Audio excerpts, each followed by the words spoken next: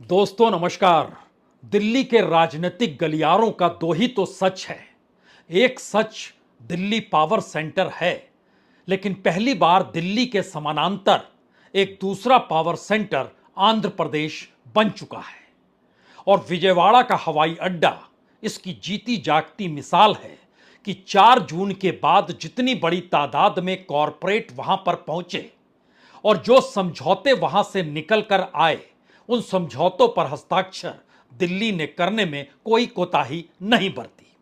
एक लंबी फेहरिस्त है, लेकिन दूसरी पहचान इसी राजनीतिक गलियारे के भीतर पटना को लेकर है, यानी बिहार की राजनीति को लेकर है। नीतीश कुमार साथ खड़े हैं, लेकिन नीतीश कुमार साथ ना भी खड़े हों तो क्या वाकई बिहार में बीजेपी की सत्ता चुनाव के बाद आ सकती है? यह बहुत मुश्किल सवाल है। यह ठीक वैसा ही सवाल है जिसमें मायावती हो या नवीन पटनायक हो, उस भूमिका में लाकर नीतीश कुमार को खड़ा किया जाए, या फिर शरद पवार या उद्धव ठाकरे की तर्ज पर नीतीश कुमार के साथ व्यवहार किया जाए। राजनीतिक तौर पर बिहार हर हाल में बीजेपी को चाहिए और इस बिसात में चिराग पासवान बहुत तेजी से कदम बढ़ा रहे हैं। अगर इसको एक क्षण के लिए शुरू में परखना चाहें तो सिर्फ इस बात से परख लीजिए कि दिल्ली में जनता दल यूनाइटेड की राष्ट्रीय कार्यकारिणी की बैठक होती है और उसी दिन उसी वक्त बिहार में चिराग पासवान अपने राजनीतिक दल की बैठक खुले तौर पर कर कर बतलाते हैं कि उनके लिए बिहार कितना जरूरी है और बिहार की जरूरतें उनके लिए कितनी प्राथमिकता के साथ खड़ी है। लेकिन बहरहाल, जब दिल्ली के राजनीतिक गलियारे का जिक्र होगा तो फिर दो बड़े सहयोगियों का जिक्र तो इस दौर में हर कोई कर ही रहा है। तो शुरुआत कहां से की जाए? नीतीश कुमार, जिनके हाथ खाली हैं, जो चाहते हैं उन्हें वो नहीं मिल पा रहा है, या दूसरी तरफ चंद्रबाबू नायडू, जिनकी अपनी राजनीतिक पहचान अपने राज्य के सीईओ की तर्ज पर है, यानी वह उस मैनेजमेंट को जानते हैं, उस कॉरपोरेट को समझते हैं, उस परियोजनाओं को लेकर जो कॉरपोरेट दिल्ली के साथ सौदेबाजी नहीं कर पाए, लेकिन विजयवाड़ा पहुंचकर उनकी सौदेबाजी पर मुहर लग गई और उसमें महाराष्ट्र के 2 बड़े उद्योगपति भी हैं। तो क्या राजनीतिक तौर पर दिल्ली का पावर सेंटर अपनी सत्ता को बचाने के लिए विजयवाड़ा शिफ्ट हो चुका है?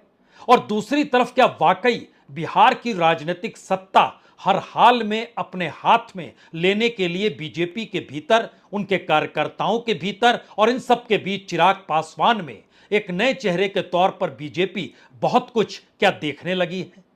ये सारे तत्काल में सवाल हो सकते हैं, लेकिन आइए परिस्थितियों को तो परखना पड़ेगा। दिल्ली में जनता दल यूनाइटेड की कार्यकारिणी की बैठक और उसमें नए कार्यकारी अध्यक्ष का ऐलान, संजय झा। लेकिन बड़ा सवाल ये कि दिल्ली में आकर बैठक करने के बावजूद भी विशेष राज्य का दर्जा पीछे चला गया। सिर्फ 2 लाइन लिखा गया, उसके आगे कुछ नहीं। जो विशेष पैकेज चाहिए वह भी किस लिए चाहिए, क्यों चाहिए, वह भी 2 लाइन में आकर सिमट गया। आरक्षण के सवाल पर आगे बढ़े थे, लेकिन हाईकोर्ट ने नकार दिया। अब सुप्रीम कोर्ट का दरवाजा खटखटाएंगे, 2 लाइन के आगे बात बढ़ी नहीं। और इन सब के बीच एक ही वादा हर किसी को याद है कि दरअसल अगला चुनाव जो होगा वह नीतीश कुमार की अगुवाई में होगा, बीजेपी साथ में रहेगी, यानी एनडीए की अगुवाई करते हुए बिहार में नीतीश कुमार ही रहेंगे। इस बात का खुले तौर पर जिक्र करने से दिल्ली में जनता दल यूनाइटेड के नेता केसी त्यागी घबराए नहीं, बार बार इसका जिक्र करते रहे, जिसके जिक्र करने की जरूरत होनी चाहिए नहीं थी, क्योंकि बिहार की राजनीति में नीतीश कुमार जनता दल यूनाइटेड के आसरे उस चेक एंड बैलेंस की तर्ज पर खड़े हैं जहां पर सब कुछ उनके अनुकूल होगा, क्योंकि बीजेपी अपने बूते सिर्फ चिराग पासवान के जरिए सत्ता में आ नहीं सकती।